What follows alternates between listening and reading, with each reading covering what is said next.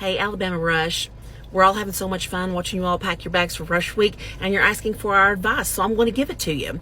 And I'm going to give you the best advice that nobody's given you yet. Here it goes. Stop. You're packing way too much stuff. The only thing you haven't packed yet are freeze-dried rations. This is Rush Week, not the dawn of the apocalypse. However, if you insist on packing for end times during Rush Week, take my advice and pack this stuff in a rolly bag that you can pull behind you, or at the very least a backpack. Make sure you put both straps around your back. You're going to want to support your back, or you're going to have back problems. Now let's talk about the things that you are packing. I've made a list with notes. First up, shoes. Packing an extra pair of shoes, that's a great idea. You're going to be doing a lot of walking. Your feet's probably going to start hurting.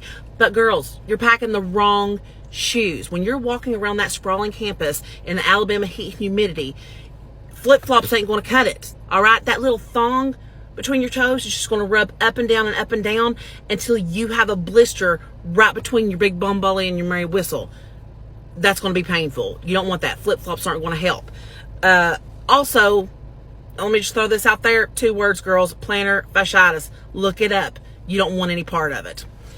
Secondly, oil blotting sheets. That's a great idea. Once again, Alabama heat, humidity. You're going to be sweaty. You're going to be oily, shiny.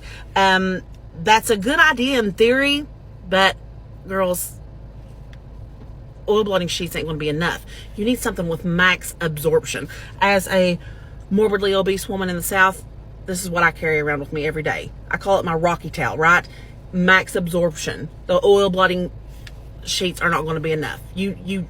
I suggest a full hand towel for this job. And just to add the one thing, I don't think this has to be the only thing you're not preparing for. Okay. And it's chafing.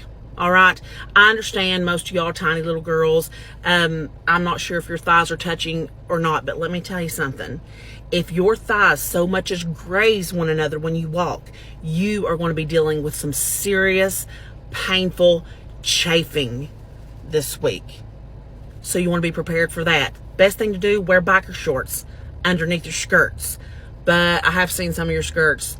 They're pretty short. I don't know if you can find biker shorts that'll do the job. So second best thing, take your dry stick deodorant, rub it between your thighs, and that'll help a lot. So that's all I got for now. If I think of something else, I'll add later.